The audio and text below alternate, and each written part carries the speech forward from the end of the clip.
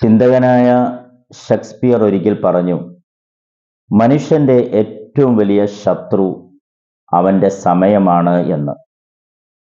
തീർച്ചയായിട്ടും അവന്റെ സമയമാണ് അവന്റെ ഏറ്റവും വലിയ ശത്രു. എന്തുകൊണ്ടാണ് അദ്ദേഹം അങ്ങനെ പറഞ്ഞത്? മനുഷ്യൻ എല്ലാത്തിനെയും കീഴ്പ്പെടുത്തുന്നു, സർവ്വതിനെയും കീഴ്പ്പെടുത്തുന്നു. പക്ഷേ അവന് തന്നിരിക്കുന്ന സമയം മാത്രം അവന് കീഴ്പ്പെടുത്താൻ കഴിയില്ല. കൃത്യം 12:10 ട്രെയിനെങ്കിൽ 12:15 വരെ നമുക്ക് ആ സമയത്തെ കീഴ്പ്പെടുത്താൻ കഴിയുകയില്ല. മഹാനായ ഒരു പണ്ഡിതൻ ഒരിക്കൽ പറഞ്ഞു, അഫ്ളലുൽ അമൽ ഹിഫ്ളുൽ ഔഖാത്ത്.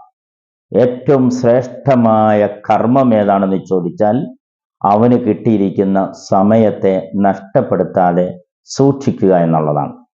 86,400 രൂപ ഒരാൾ നമ്മുടെ അക്കൗണ്ടിൽ സൗജന്യമായി ഇട്ട് തന്നാൽ നമ്മൾ എത്രയോ സന്തോഷിക്കും, ആഹ്ലാദിക്കും.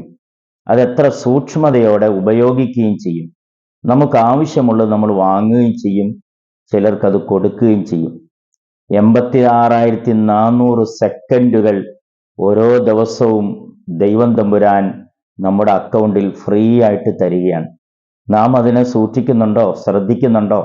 നമുക്ക് നമ്മുടെ കുടുംബത്തിനും സമൂഹത്തിനും വേണ്ടി ഉപകാരപ്രദമായ രീതിയിൽ അതിനെ വിനിയോഗിക്കുന്നുണ്ടോ എന്ന് നാം ചിന്തിക്കുക.